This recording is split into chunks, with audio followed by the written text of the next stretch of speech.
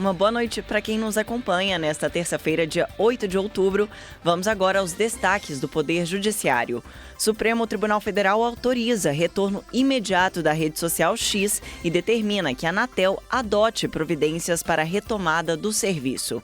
Superior Tribunal de Justiça confirma a incidência de tributos sobre descontos obtidos no Programa Especial de Regularização Tributária. O destaque é de Eduardo Kovaleski. Eles devem ser tributados pelo Imposto de Renda de Pessoa Jurídica, IRPJ, Contribuição Social sobre o Lucro Líquido, CSLL, PIS e COFINS. Conselho Nacional de Justiça alerta: empresas devem ficar atentas ao cadastro compulsório no domicílio judicial eletrônico. E ainda, gratificações e auxílios não são devidos a magistrados afastados cautelarmente. O destaque é de Kátia Matos. O entendimento foi firmado em sessão ordinária do CNJ, durante julgamento de 2 procedimentos de controle administrativo analisados pelo plenário.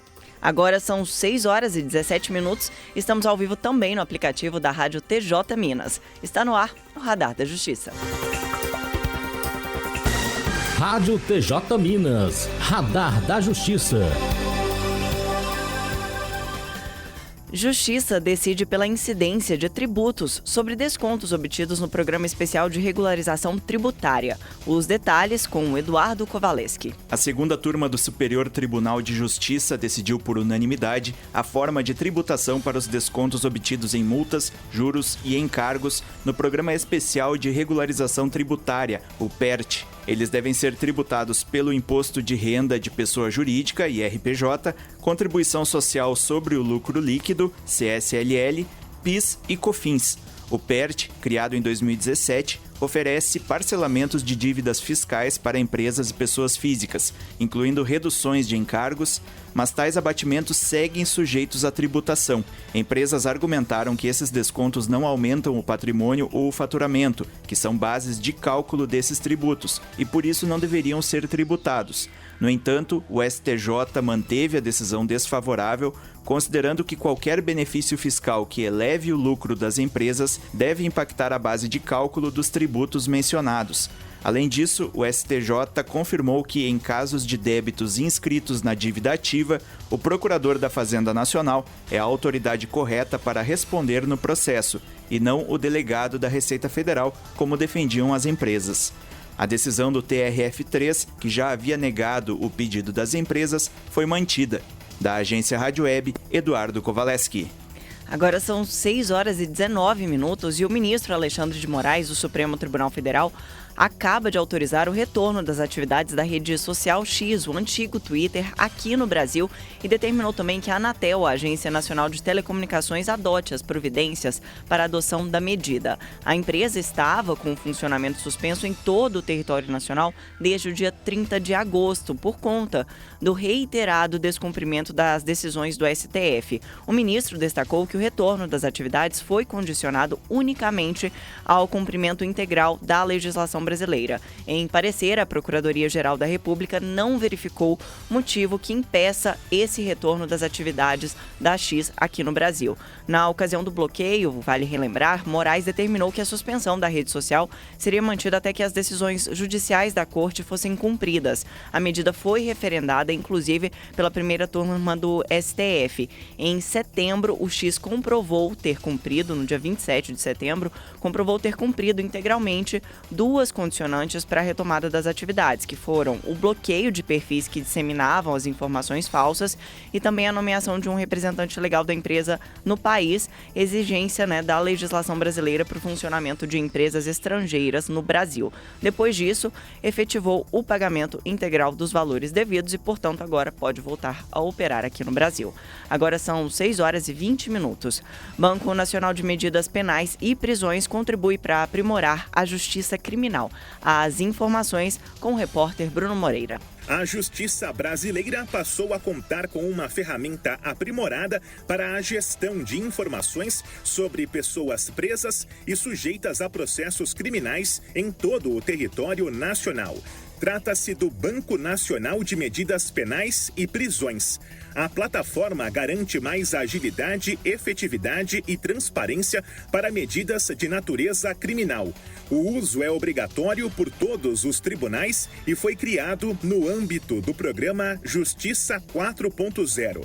A plataforma integra diversas bases de dados do país que monitoram a realidade carcerária. O sistema cria um diálogo direto entre justiça criminal, segurança pública e administração prisional. Isso garante melhores políticas de segurança e o direito à dignidade de quem cumpre pena, de acordo com o Conselho Nacional de Justiça. A nova versão otimiza a gestão do cumprimento de ordens judiciais em processos criminais, ao permitir, de forma automatizada, o cadastro de indivíduos, o registro, a consulta e a emissão de documentos processuais, como mandados de prisão, alvarás de soltura ou guias de internação. Da agência Rádio Web, Bruno Moreira. No próximo bloco, Justiça decide que magistrados afastados cautelarmente não devem receber auxílios e gratificações. E ainda, tribunais e juízes podem se inscrever para a 15ª edição do Prêmio Conciliar é Legal. Daqui a pouco, no Radar da Justiça. Radar da Justiça. Estamos de volta, são 6 horas e 23 minutos e o Conselho Nacional de Justiça decidiu hoje que gratificações e auxílios não devem ser pagos a magistrados afastados cautelarmente. Quem explica é a repórter Kátia Matos. O Conselho Nacional de Justiça manteve a suspensão do pagamento de verbas, ou seja, gratificações, benefícios e auxílios que não compõem os salários de magistrados que sofreram afastamento cautelar no curso de processos administrativos disciplinares. O entendimento foi firmado em sessão ordinária do CNJ, durante julgamento de 2 procedimentos de controle administrativo analisados pelo plenário. No primeiro, a Associação dos Magistrados Brasileiros questiona a suspensão de auxílio alimentação e moradia de juízes afastados cautelarmente em face de ato do Tribunal Regional do Trabalho da Primeira Região.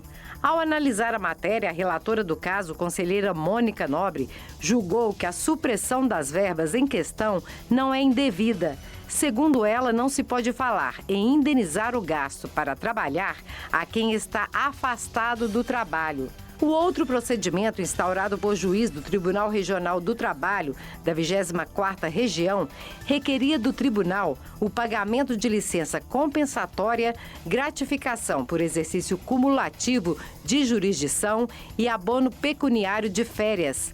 No exame do item, o conselheiro Pablo Coutinho, relator do procedimento, disse que o magistrado já recebe do Tribunal Regional o subsídio integral e as verbas pleiteadas pelo juiz possuem natureza temporária e extraordinária, buscando compensar um exercício cumulativo de funções que não estão sendo praticadas.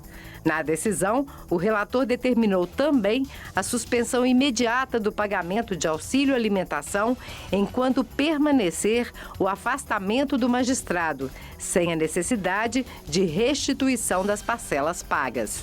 Do Tribunal de Justiça de Minas Gerais, Kátia Matos.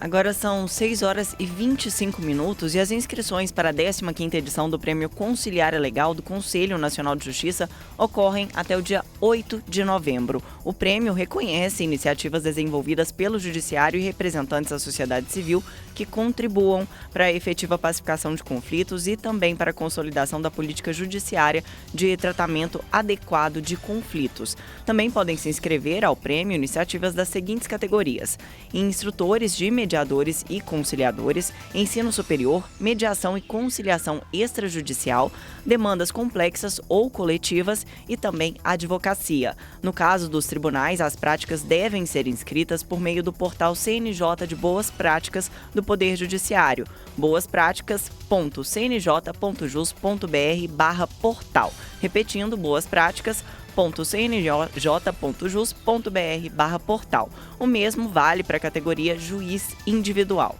O prazo, que se encerraria no dia 27 de setembro, foi prorrogado exatamente para possibilitar a ampla divulgação e também dar oportunidade para a participação de todos os atores envolvidos com esta política. Agora são 6 horas e 26 minutos.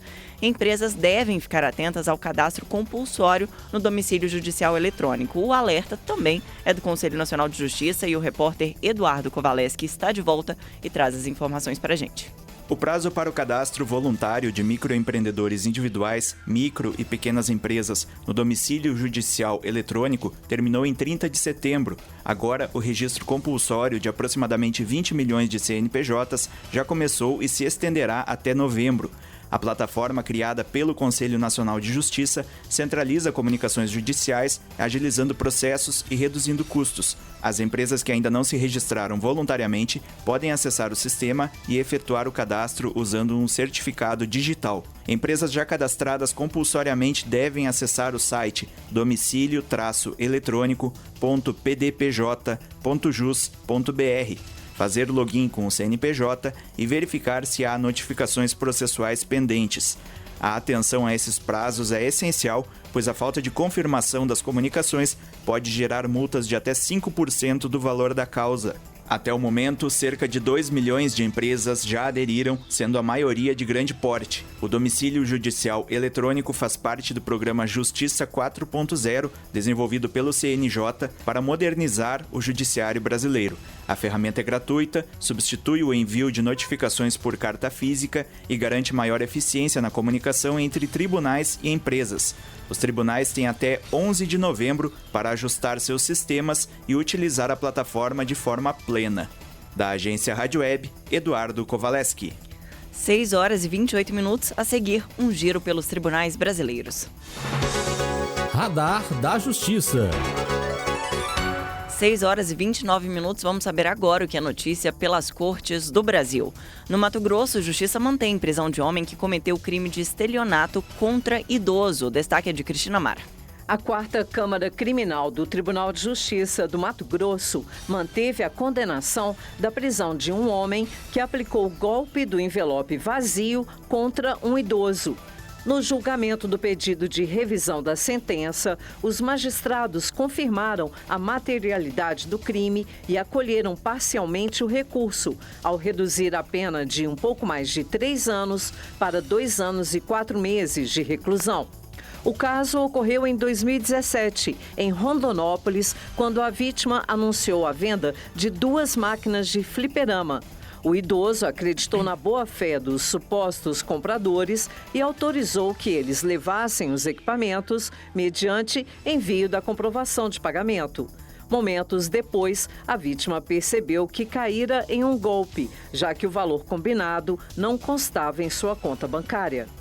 O município maranhense é condenado a corrigir irregularidades em unidades básicas de saúde. O destaque é de Lígia de Matos. O Tribunal de Justiça do Maranhão determinou que o município de Imperatriz promova a correção das irregularidades encontradas nas unidades básicas de saúde. A sentença confirma uma decisão liminar concedida anteriormente no processo. As irregularidades e deficiências foram identificadas em inspeção realizada pela Controladoria Geral da União, pelo Corpo de Bombeiros e pela Coordenação Regional vinculada à Secretaria de Estado de Saúde.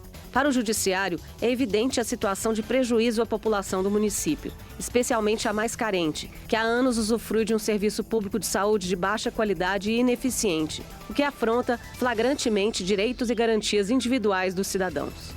Justiça do Acre mantém condenação de homem que não fez transferência de motocicleta e deixou multas acumularem no nome do antigo dono. O destaque é de Mércia Lívia. A comarca de Rio Branco, no Acre, manteve a condenação de homem que não fez transferência de motocicleta adquirida em permuta e deixou multas acumularem no nome do antigo dono do veículo. O reclamado deverá pagar cerca de R$ 3.080 de indenizações materiais e morais.